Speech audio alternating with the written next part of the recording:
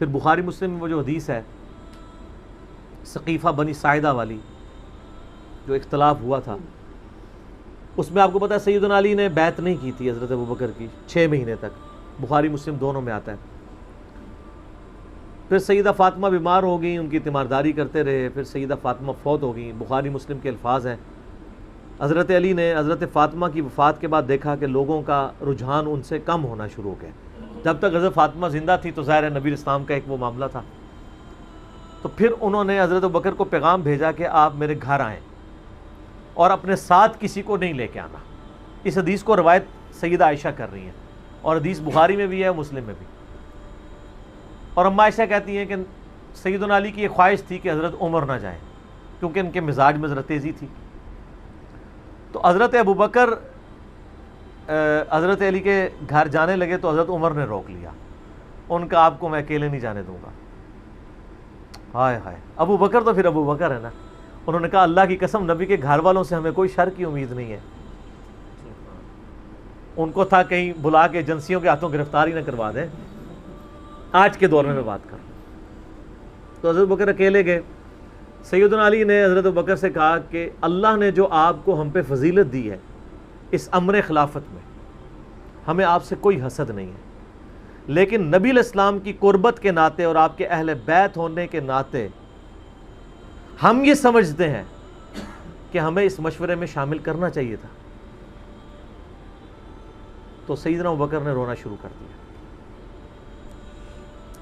رونے کا مطلب یہ تھا کہ انہوں نے اس چیز کو ایکسیپٹ کیا کہ یہ ٹیکنیکلی مسئلہ مس ہینڈل ہوا ہے، لیکن وہ کیوں ہوا وہ میں نے پورا 3 گھنٹے کا لیکچر ریکارڈ کروایا۔ مسئلہ 55B، وصی رسول کون ہے اور حدیث قرطاس کا تحقیقی جائزہ۔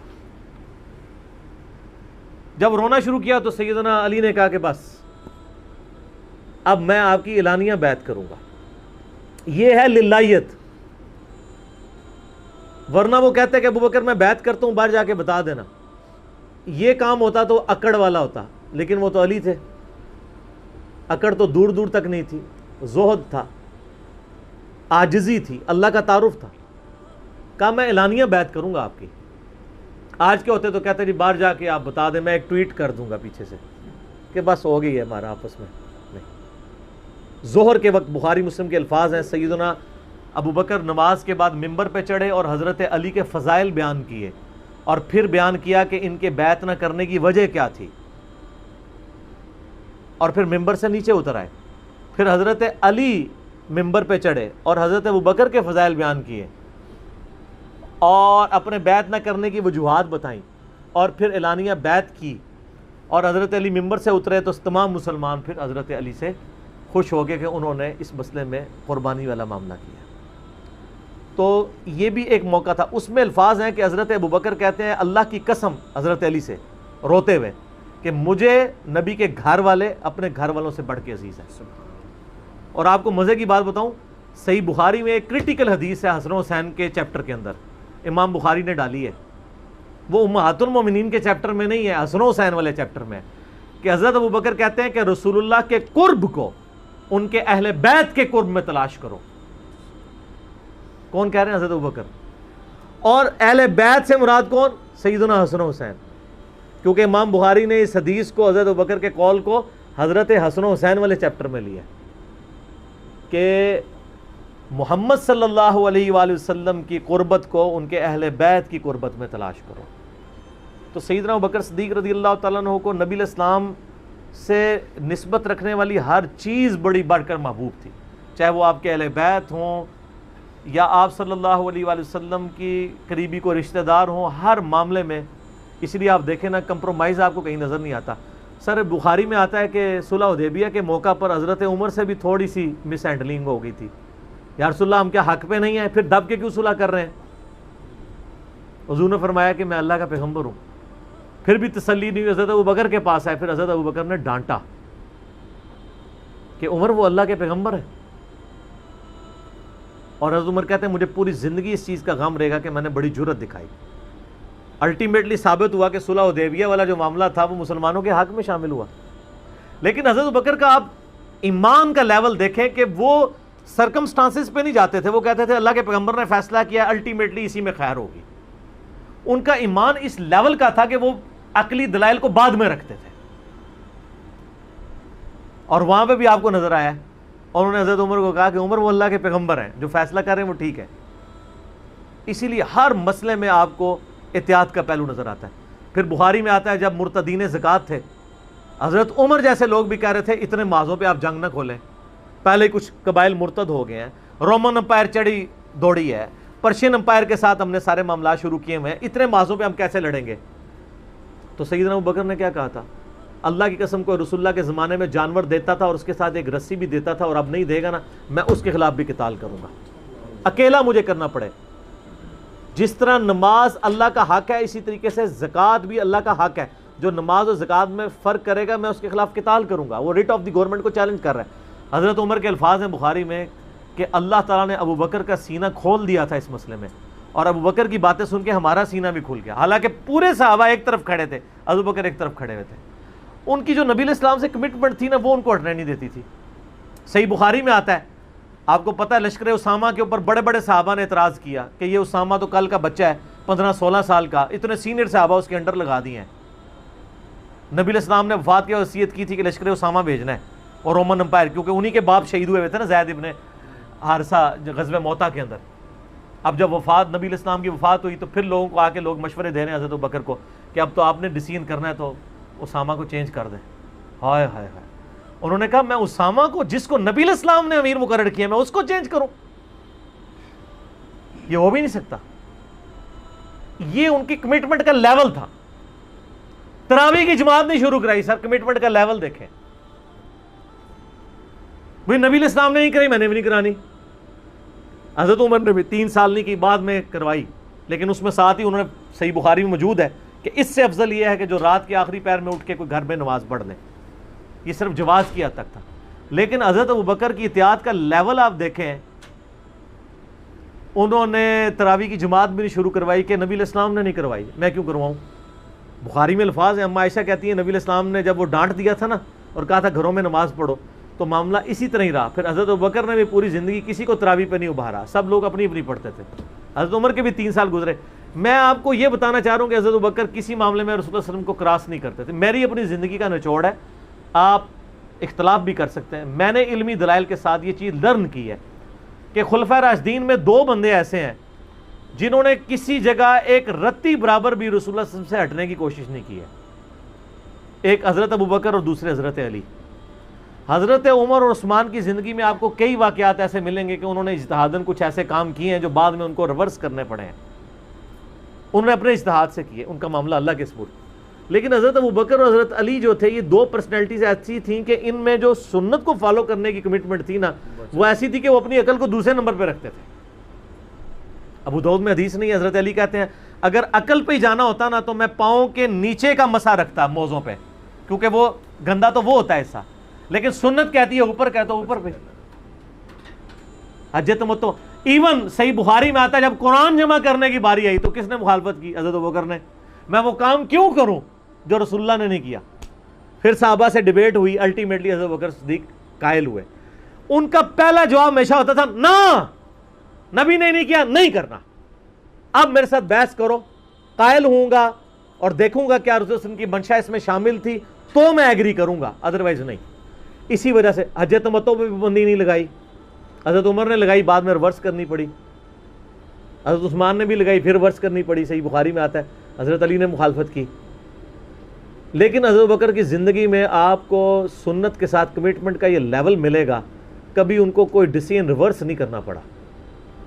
ان کی نبی علیہ السلام کے ساتھ جو عقیدت تھی نا, اور ہر معاملے میں, حتیٰ کہ صحیح بخاری اور مسلم میں آتا ہے. اور نبی علیہ السلام کا کیا ریگارڈ ہے, بخاری مسلم دونوں میں آتا ہے کہ نبی صلی اللہ علیہ وآلہ وسلم نے, یعنی بیماری کے دن تھے آپ کے, آپ نے فرمایا کہ ابوبکر کو میری جگہ نماز پڑھائیں. تو حضرت عائشہ کہتی ہیں کہ میں نے کہا یا رسول اللہ صلی اللہ علیہ وسلم, میرے باپ جو ہیں رقیق القلب ہیں, آپ کی جگہ مصلی پہ کھڑے ہوں گے نا تو وہ برداشت نہیں کر سکیں گے کہ یہ دن بھی دیکھنا پڑا کہ اللہ کے نبی مصلی پہ نہیں آئے اور میں ان کی جگہ کھڑا ہوں, تو نماز نہیں پڑھا پائیں گے. تو آپ فرمایا لا, ابوبکر کو کہو کہ نماز پڑھائیں. پھر انہوں نے ریکویسٹ کی. نبی علیہ السلام اتنے غصے میں آئے بخاری اور مسلم کے الفاظ ہیں، آپ نے فرمایا تم تو یوسف والیاں ہو. ہوئے ہوئے ہوئے ہوئے. یوسف کو کس نے تنگ کیا تھا؟ ان کے بھائی زلیخا اور باقی عورتوں نے. کتنی نٹوریس مثال تھی اگر آپ کمپیئر کرنا شروع کریں. بالکل 100% بٹھائیں تو حضرت یوسف کو تنگ کیا نا، اپنی طرف مائل کرنا چاہتی تھی. یہاں پہ وہ والا نیگیٹو پہلو نہیں تھا، لیکن یہاں پہ نبی الاسلام نے اپنی بیویوں کو کیا کہا؟ تم بھی یوسف والیاں ہو. جس طرح ان عورتوں نے یوسف کو اپنی مرضی کے مطابق چلانے کی کوشش کی تھی، تو مجھے اپنی مرضی کے مطابق چلا رہی ہو. ابو بکر کو کہو کہ نماز پڑھائیں. اتنی کمٹمنٹ. پھر انہوں نے نماز پڑھائی. صحیح بخاری میں آتا ہے، اما عائشہ کہتی ہیں حضور اپنی وفات کے دنوں میں کہتے تھے، عائشہ میرا ارادہ ہے میں تیرے بھائی عبد الرحمن بن ابی بکر اور تیرے باپ ابی قحافہ ان کی یعنی کنیت تھی، اس کو بلاؤں اور ان کو میں لکھ دوں. مجھے خطرہ ہے کہ میرے بعد کوئی ڈیمانڈ کرے گا، لیکن اللہ اور میری امت ابو بکر کے علاوہ کسی کے لیے راضی نہیں ہوگی. یہ تو بعد میں پتہ چلا نبی الاسلام اشارتاً کیا بات کر رہے تھے؟ امر خلافت کی. اس حدیث کے تحت میں نے 55B مسئلے میں بتایا کہ نبی الاسلام اگر اپنی زندگی میں کسی کو خلیفہ نامزد کرتے تو حضرت بکر کو کر کے جاتے، کیونکہ نبی الاسلام بادشاہ نہیں تھے، اللہ کے پیغمبر تھے. آپ اپنے خاندان میں کبھی بھی یہ معاملہ نہیں کر سکتے تھے، اور یہ بات صحابہ کرام کو پتہ تھی. لیکن جب اللہ نے آپ کو گارنٹی دی کہ اللہ اور میری امت ابو بکر کے علاوہ کسی پہ راضی نہیں ہوگی، تو پھر نبی الاسلام نے اس مسئلے کو ان اٹینڈڈ چھوڑ دیا.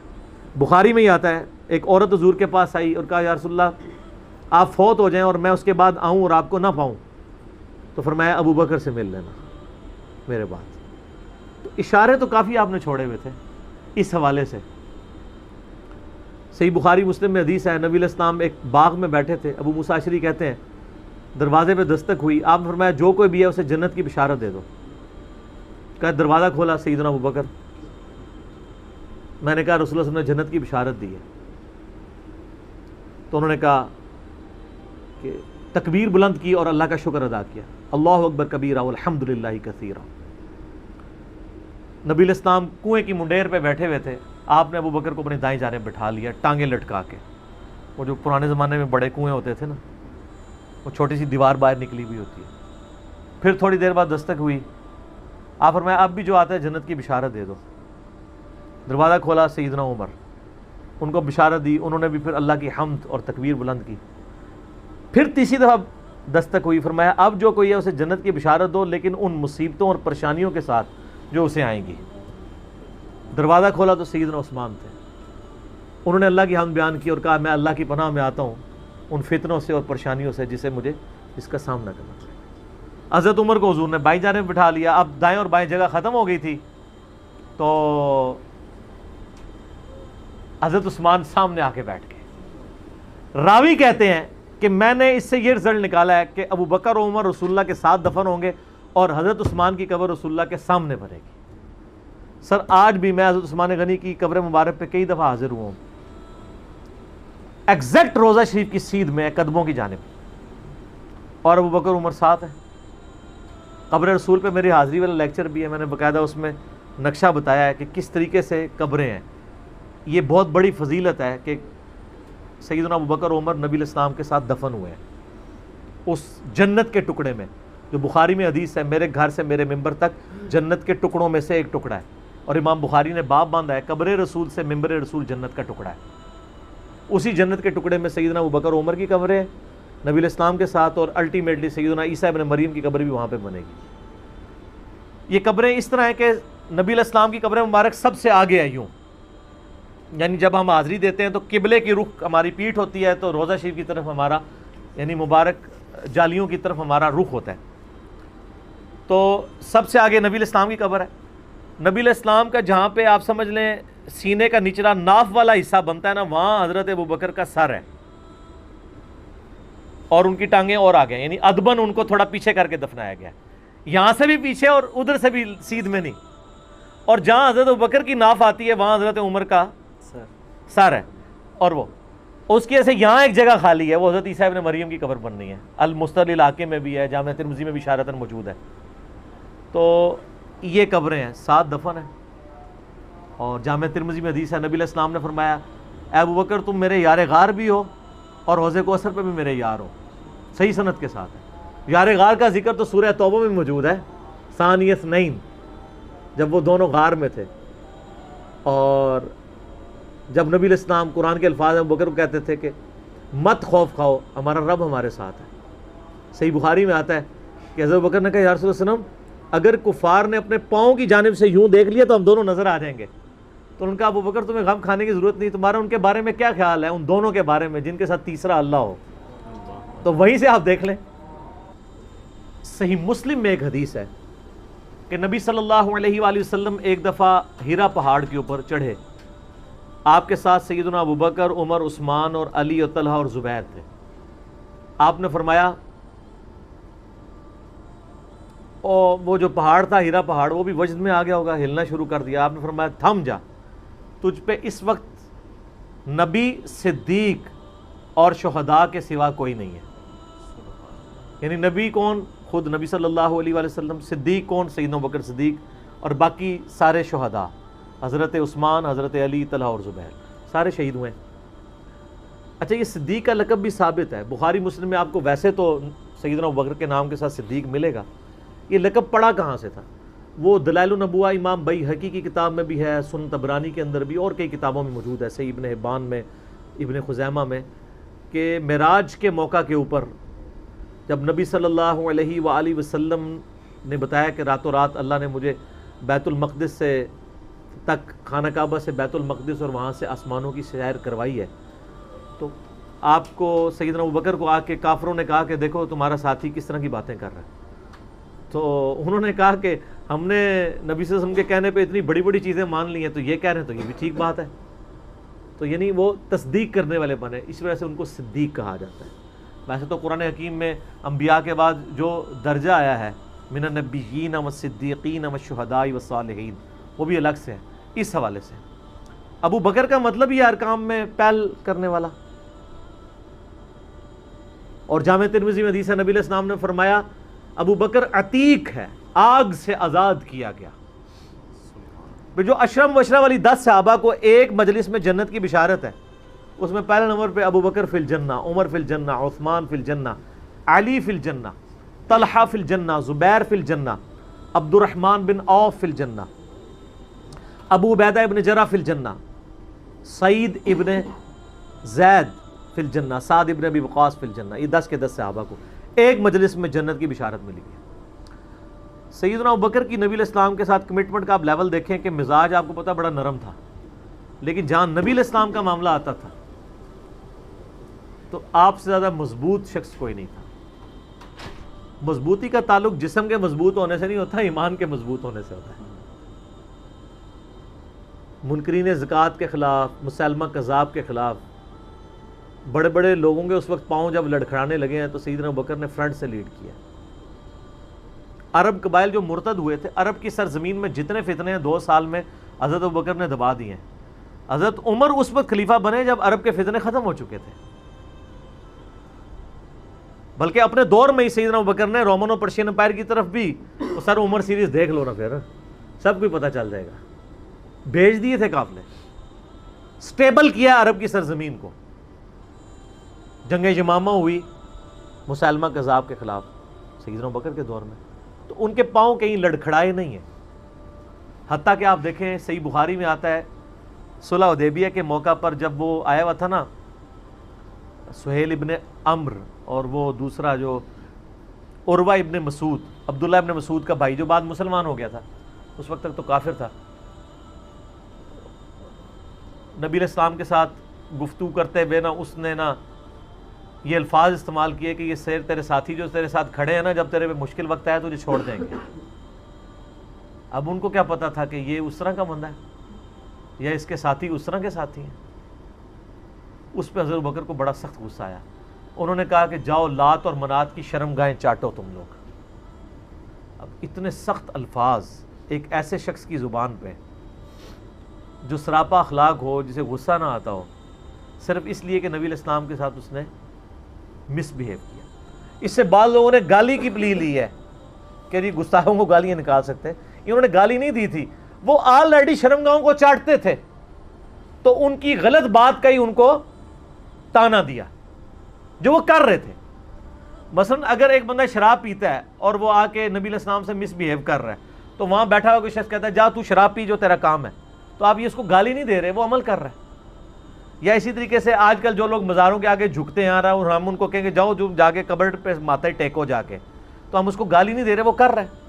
اور شرمگاہ کو چاٹنے والا مسئلہ وہ بھی آپ کو میں نے بتایا کہ پاکستان میں ایک باقاعدہ ایک دربار ہے جہاں پہ بڑی بڑی شرمگاہیں مردوں کی لٹکائی ہوئی ہیں لکڑی کی بنا کے، اور لوگ جا کے ان کے ساتھ وہ سارے معاملات کرتے ہیں۔ آپ یوٹیوب پہ بھی جا کے دیکھ لیں، آپ کو مل جائیں گی۔ تو وہ معاملات اسی طریقے سے چل رہے ہیں گمراہی والے۔ لیکن سیدنا ابوبکر صدیق کی آپ کمٹمنٹ دیکھیں کہ انہوں نے بالکل لحاظ نہیں کیا۔ انہوں نے کہا تم جا کے یہ کام کرو، ہم نبی علیہ السلام اپنی جان کا آخری سانس اور خون کا آخری قطرہ بھی اپنے نبی کے لیے نچھاور کریں گے۔ پھر اس موقع پہ یہ ہوا تھا، بخاری میں الفاظ ہیں کہ حضور علیہ السلام وضو کے لیے جب آئے تو صحابہ کرام نے آپ کے وضو کا پانی نہیں نیچے گرنے دیا، اور عروہ ابن مسعود کنکھیوں سے یوں یوں کر کے دیکھ رہا تھا۔ اس نے کہا مارو یہ تو اس کا وضو کا پانی نہیں گرنے دیتے، اتنا احترام کرتے ہیں۔ حتیٰ کہ بخاری کے الفاظ ہیں نبی علیہ السلام کا بلغم بھی صحابہ کے ہاتھوں پہ آتا تھا، اگر کسی کو نہیں ملتا تھا دوسرے کے ہاتھ کو مل کے اپنے جسم میں ملتا تھا۔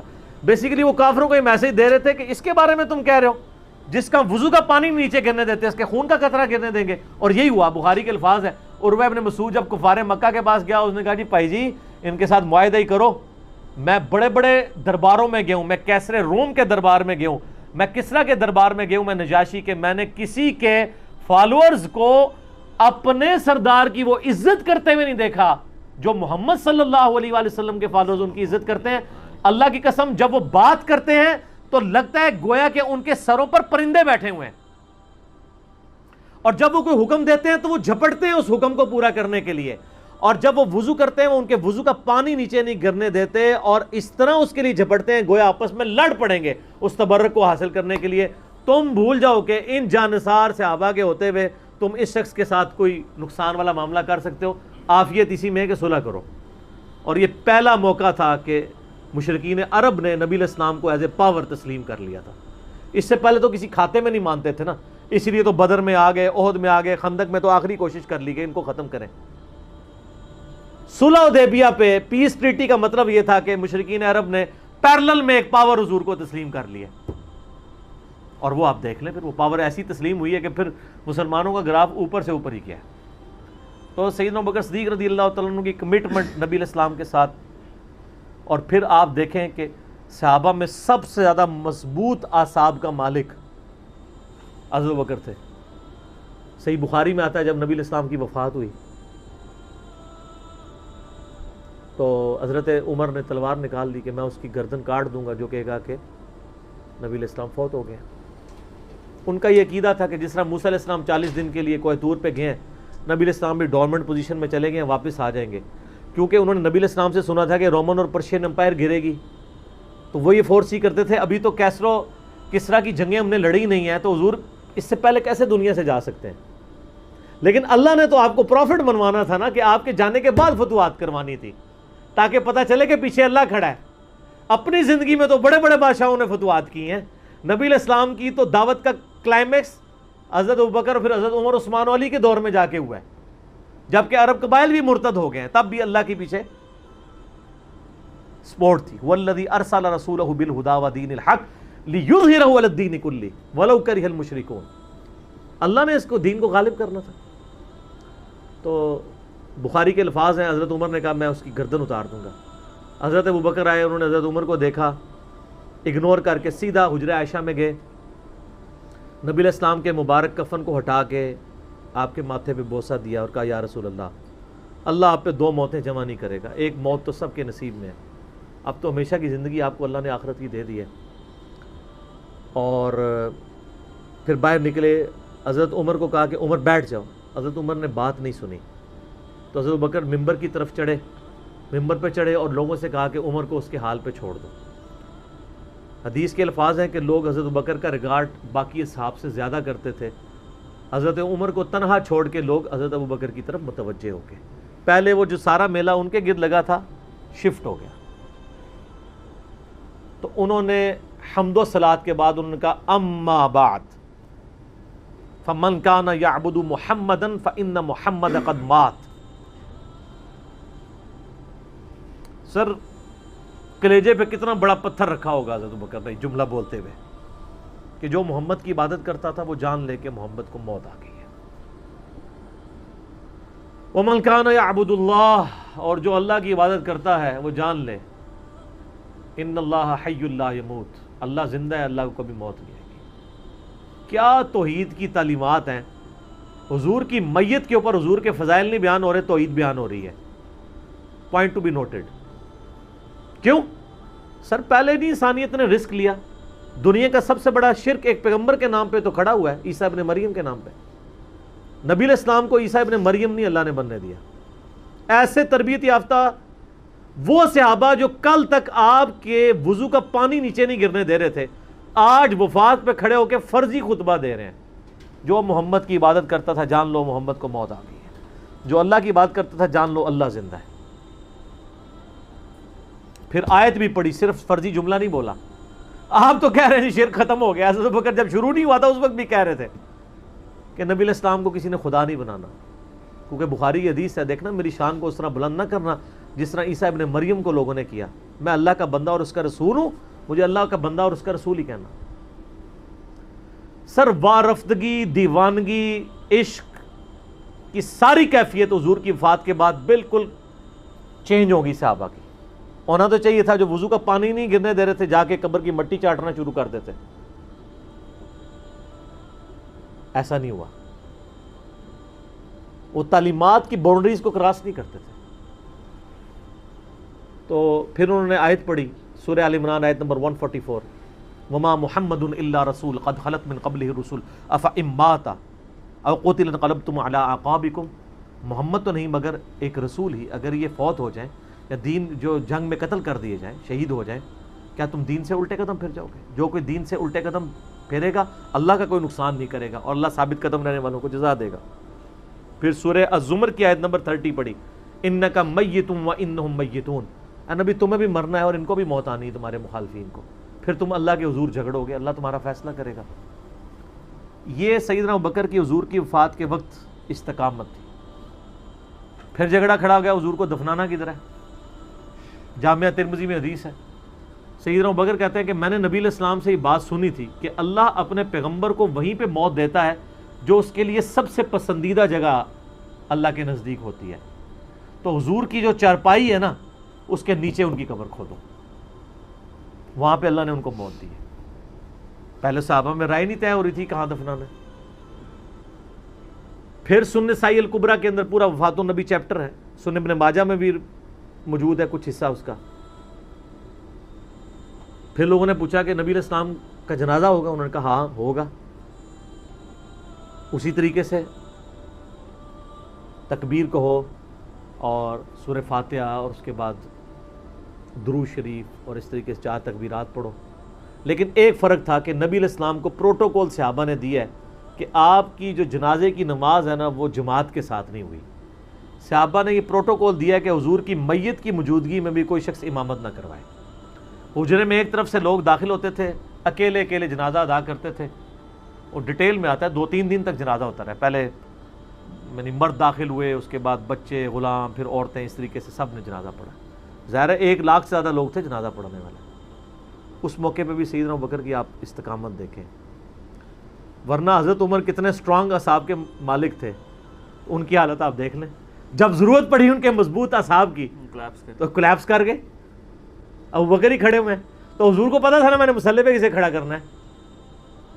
اور بخاری میں الفاظ ہیں جب مصلی پہ کھڑا کیا فرمایا ابوبکر کے علاوہ سارے دروازے بند کر دو، صرف ابوبکر کے گھر کا دروازہ جو مسجد کی طرف کھلتا ہے، جو مسجد کا دروازہ ابوبکر کے گھر کی طرف ہے وہ کھلا رکھو، باقی سارے بند کر دو. تو نبی علیہ السلام کو یہ پتا تھا کہ کس لیول کا کس بندے کا یعنی ایمان ہے، اس کے اعصاب ہیں. اور بخاری کے الفاظ ہیں جب حضرت ابوبکر نے خطبہ دیا، حضرت عمر کہتے ہیں میرے پاؤں میرا بوجھ نہیں اٹھا سکے اور مجھے یقین آ گیا کہ حضور فوت ہو چکے ہیں.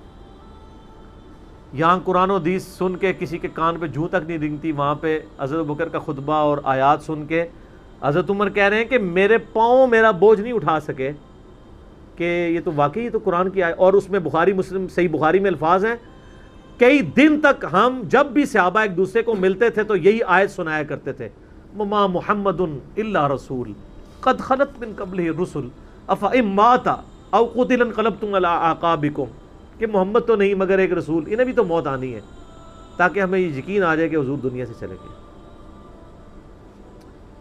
تو یہ صحابہ کرام علیہم رضوان کی نبی علیہ السلام کے ساتھ عقیدت تھی، اور سیدنا ابوبکر آپ کو بالکل صف اول میں نظر آئیں گے، ٹاپ آف دا لسٹ، معاملات کو ہینڈل کرنے میں، چیزوں کو بالکل من و سنت کے مطابق ڈھالنے میں، اور ہر معاملے میں رجوع لانے کے اوپر، اور اہل بیت کے ساتھ کمٹمنٹ کے اوپر، ہر مسئلے میں آپ کو حضرت ابوبکر صدیق کی قربانیاں ٹاپ آف دا لسٹ نظر آئیں گی۔ تو بات کہاں سے کہاں شروع ہوئی، فی البدی میں تو اور گھنٹوں بول سکتا ہوں، مجھے اتنی حدیثیں یاد ہیں یہ فضائل کے اعتبار سے۔ آخر میں حصول برکت کے لیے میں وہ حدیث بیان کروں گا جو میں اکثر بیان کرتا ہوں۔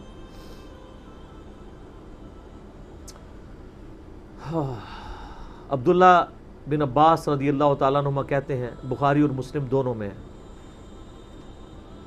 کہ سیدنا عمر کی میت رکھی ہوئی تھی اور لوگ آ کے ان کی میت پہ سلام پڑھ رہے تھے اور اپنے اپنے انداز میں خراج تحسین پیش کر رہے تھے کہ اس شخص کی وجہ سے اسلام کو کیا عروج ملا۔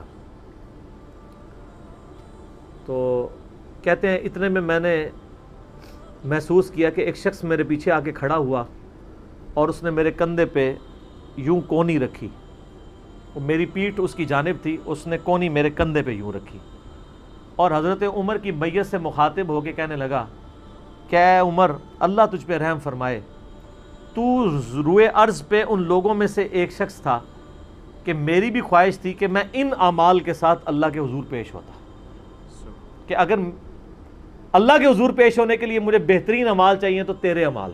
ظاہر ہے جی رومن اور پرشین امپائر گھری ہے، کس لیول کا عروج، کیونکہ میں نے رسول اللہ صلی اللہ علیہ وآلہ وسلم سے بارہا سنا تھا، میں ابو بکر اور عمر داخل ہوئے، میں ابو بکر اور عمر نکلے، میں ابو بکر اور عمر نے یہ کیا، تو مجھے بڑی امید تھی کہ تم اپنے دو ساتھیوں سے جا ملو گے، یعنی رسول اللہ اور ابو بکر کے ساتھ صلی اللہ علیہ وآلہ وسلم اور رضی اللہ تعالیٰ۔ تو یعنی نبی علیہ السلام کے بعد سیدنا ابو بکر اور پھر حضرت عمر بھی وہیں پہ پہنچ گئے۔ تو مجھے نبی علیہ السلام کے اس فرمان سے لگتا تھا جس طرح آپ اپنی زندگی میں کہتے تھے نا، میں ابو بکر عمر، میں ابو بکر عمر، میں ابو بکر عمر، مجھے پتا تھا تم نے جا کے انہی سے ہی ملنا ہے جا کے، اور دیکھ لیں قبر بھی پھر ساتھ بنی ہے دونوں کی۔ تو عبداللہ ابن عباس کہتے ہیں کہ میں نے جب یوں مڑ کے دیکھا تو وہ سیدنا علی بن ابی طالب تھے جو حضرت عمر کی میت کے اوپر یہ کلمات پڑھ رہے تھے، میں ابو بکر اور عمر، میں ابو بکر اور عمر رضی اللہ عنہم اجمعین وعلیہم السلام اجمعین۔ اللہ تعالیٰ ہمارے دلوں میں خلفائے راشدین کی محبت، اہل بیت کی محبت راسخ فرمائے، رضی اللہ عنہم اجمعین وعلیہم السلام اجمعین، اور قیامت والے دن حوض کوثر پہ ان کے ساتھ محشور فرمائے، آمین ثم آمین۔